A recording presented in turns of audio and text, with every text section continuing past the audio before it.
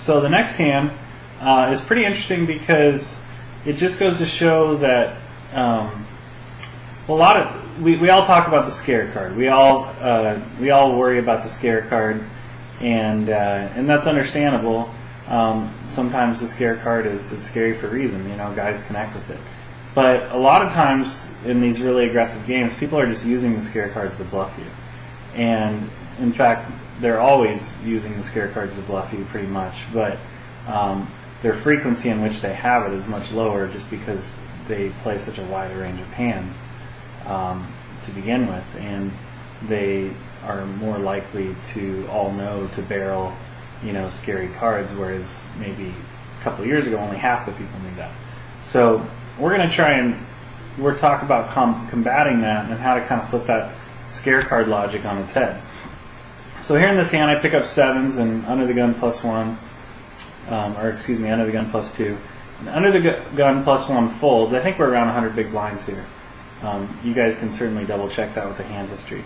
But the flop comes, the under the gun +1 raises to 18. I call with sevens. Everyone else folds. And the flop comes 3-5-8 with 2 diamonds. And so he bets out, and I decide to peel because, you know, if he doesn't have a big pair, I'm good at that point. I have position. Occasionally I spike a 7.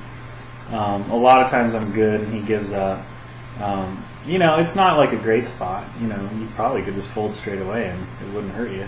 But, you know, I tend to at least flat there.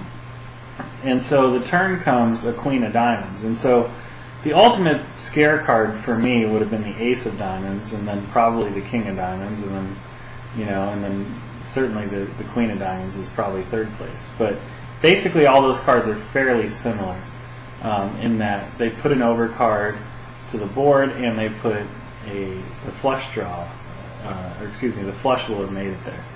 And since I only have a 7 of diamonds, if the flush does make it there, he's not going to have lower flushes in his range. So even if I do hit a diamond on the river and he added flush on the turn, I don't expect to draw out ever. Because he's just not going to raise, you know, I don't even know what's left on that board. Like, it would have to be like 6-7 of diamonds.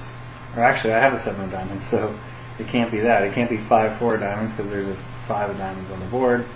It can't be, you know, 9-10 of diamonds would prove my point that I have no outs to a flush.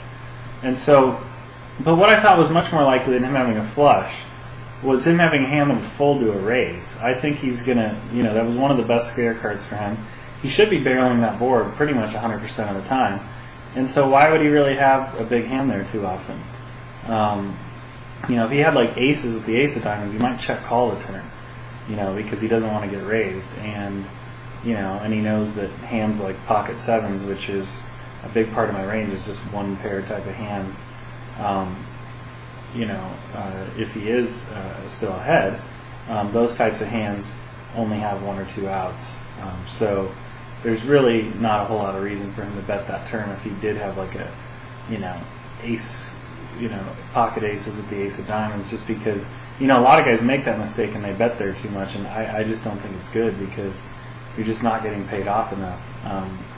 So because I don't think he's going to bet those types of hands, he should only be betting flushes there for the most part, maybe sets.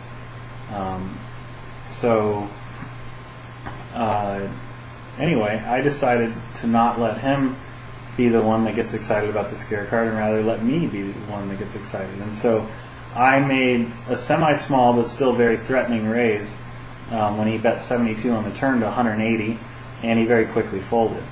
And so, you know, there's not really a whole lot I'm trying to illustrate here other than the fact that scare cards don't always have to be scary.